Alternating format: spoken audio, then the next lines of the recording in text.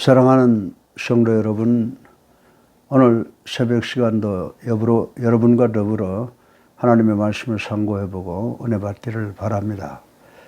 참으로 오랜 시간을 저희들은 세상의 어려움 때문에 고민하고 고통을 받았는데, 이 온역, 이 질병 때문에 참으로 많은 고통 속에서 재물의 손실, 그리고 사람들끼리의 여러 가지 그 마음까지도 갈기갈기 찢어지는 이런 삶을 경험했음을 고백드리지 아니할 수가 없습니다.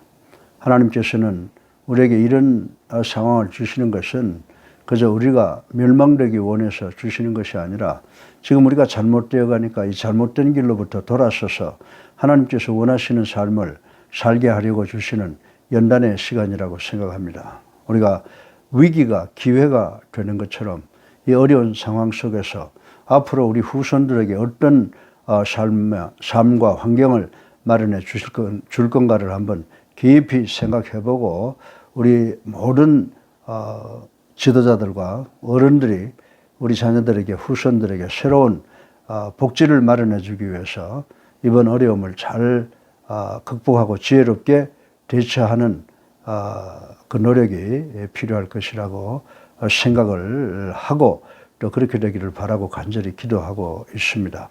사랑하는 우리 예수랑교회 성도 여러분, 지금 우리는 영상으로 이 예배를 드린 지가 상당히 오래됩니다. 물론 대면도 있고 비대면도 있습니다만은 새벽 기도는 거의 영상으로 비대면으로 드렸습니다. 우리 가정에서 영상으로 예배 드리는 성도님들, 또 그리고 해외 다바스나 로스앤젤레스나 또 버지니아나 브라질의 상파울, 이런 곳에서 흩어져서 예배드리는 새벽 기도에 참여하는 우리 성도들에게 하나님의 충만하신 축복이 함께 하셔서 반드시 어려운 상황을 극복하는 우리가 될 줄로 믿습니다. 그래서 이스라엘 백성들이 430년 동안의 애굽에서의 모든 고통을 털고 모세의 지도로 가나안 땅에 들어갔던 것처럼, 하나님께서 예비하신 새로운 복된 성지로 들어가는 우리 모두가 되기를 주님의 이름으로 축원합니다. 코로나는 지금 이제 올라갔다 내려갔다 하는데 머지않아 이제 우리를 떠날 걸로 생각합니다. 우리가 이제 백신 맞는 것도 부작용이 없을 수가 없죠. 어느 좋은 양약도 독성이 있는 것이기 때문에 우리가 조심해서 지도자부터 시작해서 모든 국민들이 이것을 믿고 잘 사용을 해서 우리에게 큰 도움이 되는 역사가 하루속히 오기를 주님의 이름으로 축원합니다. 오늘은 이제 이 레위기 19장 17절로 18절까지를 생각을 해보겠는데, 이 말씀 속에서 나타나는 한 구절이 있습니다. 견책하라라고 하는 말씀이 나오는데, 이 견책하라라고 하는 말씀은 다시 말해서 이웃을 사랑해서 충고하라라고 하는 이런 말씀으로 받아들일 수가 있습니다.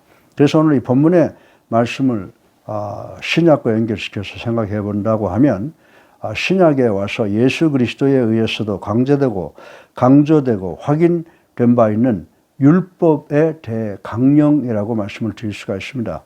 하나님께서는 이웃 사랑하기를 내 몸같이 하라라고 하셨습니다. 정녕 우리는 이제까지 그 말씀에 충실한 삶을 살아왔습니까?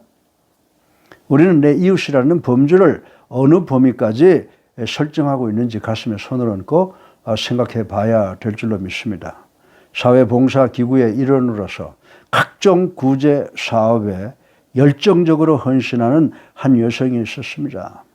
이분은 사회적 이슈인 청소년 문제, 노인 복지 문제, 철거 이주 문제 등등에서부터 에티오피아의 난민, 소련의 아르메니안 지진 참사와 같은 국제적인 참화를 복구 구제하는 일에 닥치는 대로 참여하는 그런 사람이었습니다. 그래서인지 종종 이 부인의 얼굴과 이름 석자를 매스컴에서도 우리가 쉽게 만날 수가 있었습니다. 이분은 이러한 사회활동 외에도 개인적으로 조그만 봉제 공장 사업을 경영하고 있었는데 그야말로 한마디로 표현해서 맹렬 여성이다 이렇게 생각할 수가 있습니다. 그런데 앞에서 보아온 헌신적이고 희생적인 이분의 이미지는 그 봉제 공장에 들어서느라면 하면 서서히 금이 가기 시작을 합니다. 지하에 위치한 그녀의 봉제 공장의 문을 열고 들어서면 먼저 탁한 공기와 흐릿한 조명이 방문객을 맞이합니다. 먼지로 뒤덮인 열악한 작업 환경은 둘째치고 그곳에서 일하는 근로자들의 임금은 눈물 날 정도로 어렵습니다. 임금이 시간제로 계산되어 잠깐 외출을 하는 날이면 영락없이 그 수당까지 다 깎여지며 그리고 하루 14시간의 직업 스케줄 그래서 받은 돈이 한 달 겨우 100만 원 미만밖에 되지 않는다고 하는 것입니다. 어디 그뿐입니까? 그녀가 그곳에 한 번씩 들리는 날이면 그곳은 아주 이상야릇한 아니 무겁고 차가운 공기로 가라앉습니다. 그녀의 신경질적인 말투와 꾸지람 때문인 것입니다. 과연 그녀에게 있어서 그녀의 이웃은 누구라고 정의할 수가 있습니까? 그녀의 봉사와 정신은 진정 이웃을 위한 것인지 아니면 자신을 위한 것인지 분간하기가 어렵습니다. 한 경건한 율법학자가 자신 있게 누가 나의 이웃입니까? 라고 물었습니다. 이 예수님께서 선한 사마리아인 비유를 예로 들면서 말씀했습니다. 너의 이웃은 너의 도움이 필요한 사람, 너의 보호를 바라는 사람, 너의 사랑을 요구하는 사람, 바로 그들이 너의 진실한 이웃이라고 우리 주님께서 말씀해 주신 것을 우리는 지금도 기억을 하고 있습니다. 사랑하는 성도 여러분, 내 형제를 견책하라라고 하는 이 말씀은 사랑해서 권면하라고 하는 말씀이라고 생각할 수가 있습니다. 저는 인간은 사회적 동물이라고 외친 루소의 그 목소리를 지금도 책을 통해서 전해 듣고 제 귀에 생생합니다. 그러기에 우리는 우리 주변의 형제자매들, 이웃과 더불어 생활하며 또 그들에게 애정어린 관심을 쏟기도 하고 때로는 미움과 원망 섞인 마음을 품기도 할 수 있다고 저는 생각을 합니다. 간혹 때때로 우리는 이웃의 잘못을 인해서 피해를 입게 될 때가 많이 있죠. 여러분 주변에 많은 사람들이 여러분에게 도움을 주기도 하지만 때로는 여러분에게 많은 피해를 주는 경우가 있다고 하는 것 여러분 아마 인정하실 것입니다. 저는 평생을 통해서 참으로 많은 어려움을 당해오고 지금도 어려움을 당해오고 있습니다. 그런데 여러분 만약 여러분이 이러한 어려움을 당할 때 어떻게 대처합니까? 여러분이 고소고발을 당하면 여러분들 맞고서를 하겠습니까?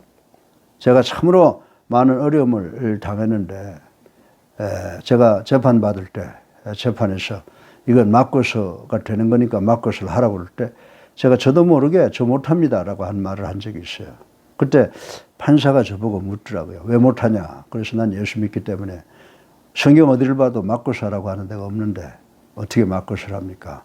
내가 맞고서를 하려면 예수님을 포기해야지요. 라고 하는 그런 말씀을 드렸던 적이 있습니다. 사랑하는 성도 여러분, 우리는 보통 나에게 다가오는 그런 고통을 받아들일 때 분노와 증오로 받아들이는 경우가 참으로 많을 것입니다. 그리고 이런 것을 우리에게 주는 사람을 가리켜서 여러분들 가해자라고 그러잖아요. 나에게 해를 끼치는 사람들이다. 그래서 이 사람들을 대할 때마다 분노와 증오로 대하지 않을 수가 없다고 하는 것입니다. 그런데 저는 지금까지 제가 동네 북이 되듯이 많이 맞고 살았는데 그것은 바로 성령이 성경을 통해서 우리에게 주시는 말씀 때문입니다. 절대로 송사하지 말라라고 하는 그 말씀 때문에 제가 주변으로부터 오는 분노와 증오 이런 것들을 그냥 막고 있다 보니까 동네 북이 되어버린 지가 참으로 오래된 것 같습니다. 그런데 만약 우리가 가해자들에 대해서 분노와 증오로 대한다고 하면 이것은 바로 죄라고 성경이 단정하고 있는 것을 우리는 반드시 기억을 하고 자신을 억제하고 제어하고 참는 노력이 있어야 될 줄로 믿습니다. 본문은 이러한 죄를 범하지 않게 하기 위해서 이웃의 잘못을 일깨워 주라고 우리에게 명령하고 있습니다. 그리고 좀 더 적극적으로 우리에게 최선, 곧 서로 착한 일을 하도록 권고하라고 명하고 있는 것을 우리는 알아야 됩니다. 이제 본문을 통하여 견책, 사랑하여 조언하는 것, 그것이 과연 우리에게 어떤 의미가 있으며 또한 어떤 방법으로 견책해야 되는지를 살펴보고 함께 은혜 받기를 주님의 이름으로 축원합니다. 이 견책하라는 이 말씀의 첫 번째 의미는 이 견책이라고 하는 것은 그리스도인들의 의무라고 성경은 말해주고 있습니다. 이 본문에 명시하고 있는 것을 보면 견책을 하라고 그랬습니다. 견책을 하되 반드시 할 것을 명하고 있는 것을 볼 수가 있습니다.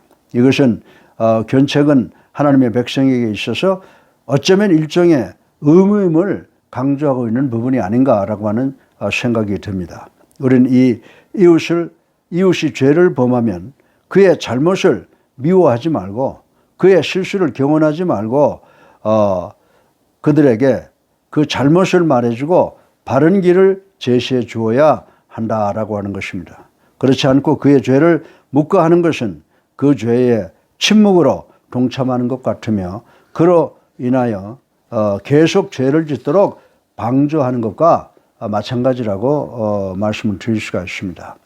특별히 우리 그리스도인들은 타락하는 세상에서 정의와 진리를 지키고 파수하고 능동적으로 죄악과 더러움에 대항해서 마주 서야 한다라고 하는 것입니다.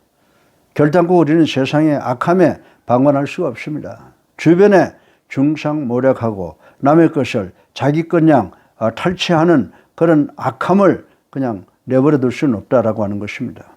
우리가 악에 대하여 잠잠하다면 세상은 온통 죄악투성이가 되어버리고 죄악이 난무하는 세상이 되어버릴 것입니다. 형제의 잘못된 행실을 바로잡을 수 있도록 타이르는 것은 우리가 예수 믿고 하나님의 자녀가 된 우리들의 하나님의 자녀로서의 사명이요 의무이며 하나님의 영광을 바라는 자들의 책임이고 하나님의 뜻에 순종하는 자들이 가야 될 길이라고 하는 것을 여러분들에게 말씀드리고 또 명심하시기를 주님의 이름으로 축원합니다. 두 번째로 견책의 두 번째 의무는 첫 번째 뭐라고 그랬어요? 이건 그리스도인들의 의무라고 말씀을 드렸습니다. 그래서 이 견책은 이웃에게 범죄치 않는 최선의 길을 가르쳐 주는 것이다 라고 말씀을 드릴 수가 있습니다. 본문은 말하기를 이웃을 인하여 죄를 짓지 않도록 하기 위해 견책하라 이렇게 말씀을 해 주시고 계십니다. 이것을 다른 말로 한번 바꿔서 말씀드려볼까요? 다른 말로 표현을 한다면 이웃을 미워하는 죄를 범하지 않기 위하여 견책하라는 것입니다. 남에게 타일이라는 것입니다. 미움은 자기의 판단과 취향에 맞지 않는 상대방의 언행에 의해서 비롯되는 것입니다. 대신에 자기 중심적이 아닌 정당한 판단에서 이웃의 잘못을 견책하고 그 사람의 질책을 받아들이고 인정하게 되면 우리들의 마음속에 불타오르는 미움이 사라질 것이라고 저는 생각을 합니다. 만약 견책을 게을리하면 마음이 점점 더 커져서 마침내 그 사람의 전 인격을 파탄시킬 것이라고 생각이 되어집니다. 실로 견책을 등한히 함으로 생겨난 미워하는 죄는요. 요한일서 3장 15절을 여러분들 한번 보세요. 그 형제를 미워하는 자마다 살인하는 자니 살인하는 자마다 영생이 그 속에 거하지 아니하는 것을 너희가 아는 바라 라고 말씀했습니다. 이 말씀처럼 견책하지 않는 것, 남한테 잘못하는 것이 있으면 그것을 잘 말씀을 드려서 설득하지 못하는 것은 무서운 죄라고 성경은 우리들에게 가르쳐 주고 있습니다. 그러나 사랑하는 성도 여러분, 형제를 사랑으로 권고하여 그 형제가 자신들이 가지고 있는 나쁜 습관과 행실을 고치고 돌이키면 결국 그 영혼, 한 영혼을 얻는 것이 되고 한 영혼이 구원받고 한 영혼이 하나님의 백성이 된다는 것을 우리는 기억해야 될 줄로 믿으시기 바랍니다. 또한 우리가 미워하는 죄를 범하지 않게 된다라고 하는 이 기쁜 사실을 기억을 해야 될 줄로 믿으시기를 주님의 이름으로 축원합니다. 그리고 견책하라는 의미의 세 번째, 첫 번째 의미는 그 견책은 그리스도인의 의무며 또 두 번째 견책의 의미는 이웃으로 하여금 범죄하지 않게 하는 것이라고 말씀을 드렸는데 세 번째 의미는 사랑과 온유와 겸손으로 해야 된다는 것입니다. 자, 견책을 하되 이웃에게 그것은 잘못된 것입니다 라고 말해줄 때 어떤 자세를 가지라고요? 사랑과 온유와 겸손으로 해야 된다고 말씀을 하고 있습니다. 우리가 견책의 의무를 이행하는 데에는 많은 어려움이 있습니다. 그 중에 가장 큰 어려움은 견책하는 사람이 주변으로부터 인정받을 수 있어야 되죠. 저 사람은 참 올바른 삶을 살고 있다. 샘플, 모범적인 삶을 살고 있다라고 하는 것을 인정받아야 된다라고 하는 것입니다. 다시 말해서 이 견책하는 사람들이 가지고 있는 가장 어려운 문제는 훌륭한 성품을 가져야 한다는 것입니다. 견책하는 자는 올바른 지식과 올바른 분별력을 바탕으로 하나님의 음성을 대언하는 자세로 임해야 한다라고 하는 것입니다. 자신의 능력이나 자신의 지혜 그리고 자신의 노력에 의지하지 말고 먼저 하나님께 기도하고 참 사랑의 정신을 가지고 사람을 견책해야 된다라고 하는 것입니다. 또한 겸손과 온유한 마음으로 권면해야 됩니다. 그렇지 않고는 단순히 이 감정 해소책으로 질책한다면 오히려 더 큰 화를 불러일으키고 더 큰 문제와 더 큰 불화를 조장할 뿐이라고 하는 사실을 우리는 알아야 됩니다. 그렇습니다. 그래서 야고보서 1장 20절에 보면요. 분노는 분노를 일으켜 하나님의 의를 이루지 못한다라고 했습니다. 온유한 마음으로 마땅히 생각할 그 이상의 생각을 품지 말고 권면해야 되는 줄로 믿으시기를 주님의 이름으로 축원합니다. 사랑하는 예수 안교 성도 여러분, 진심 어린 견책은 그릇된 길로 행하는 형제 자매를 우리 주변에 사랑하는 이웃들을 구해내는 사랑의 역사일 것이라고 저는 믿습니다. 이러한 견책은 그리스도인의 당연한 의무이며 이웃에게 범죄치 않고 적극적으로 선을 베푸는 그리스도인으로서 선한 아름다운 행위가 된다고 말씀을 드립니다. 이 일에 성실한 자는 반드시 하나님의 약속에 따라서 어떻게 될까요? 큰 은혜와 상급을 받게 되는 줄로 믿으시기를 주님의 이름으로 축원합니다. 그래서 그리스도 안에서 한 몸이 되신 형제자매 여러분, 사랑으로 형제를 타이르고 그리고 기쁨과 겸손으로 형제를 잘 이끌어 나가는 여러분들 되시기를 바랍니다. 특별히 우리 주변으로부터 우리를 위해서 견책하는 말을 잘 받아들일 수 있는 우리 모두가 되시기를 주님의 이름으로 축원합니다. 마지막으로 여러분들에게 오늘 말씀을 정리해 드리면 이 견책하지 말라라고 하는 의미가 뭐예요?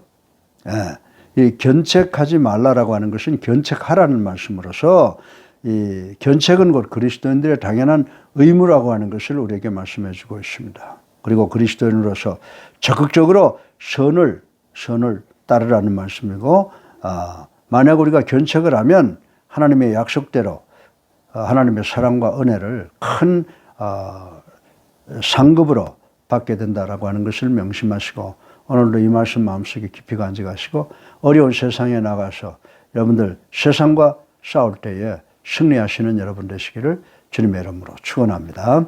저희 많으신 아버지 하나님 찬양과 영광과 존귀를 올립니다. 회개합니다. 아버지 하나님 저희들 올바른 삶을 살아가겠다고 결단하면서도 늘 저희들은 생각과 말과 행동으로 많은 죄를 저질렀습니다. 아버지 저희들의 죄를 용서하여 주시옵시고 저희들 어린아이가 하나님의 품에 엄마의 품 안에서 평안과 기쁨을 누리듯이 우리도 주님의 품 안에서 주님이 주시는 평안을 누릴 수 있는 저희들 되게 하여 주시옵시고, 갈보리 언덕 십자가에서 보혈 흘림으로 우리의 죄를 다 소멸시켜 주신 주님께 감사하는 삶을 살아가는 저희들 될 수 있도록 하나님 축복하여 주시옵소서. 우리는 이웃을 위해서 늘 우리들의 사명을 다하고 우리 성도들을 아버지 잘 타이를 수 있는, 그리고 이런 모든 노력을 통해서 하나님께서 우리에게 상급을 약속하고 있다고 하는 것을 꼭 기억하셔서 매일매일 승리하는 우리가 될 수 있도록 축복하여 주시옵소서. 예수 그리스도 이름으로 감사하며 기도드렸사옵나이다. 아멘.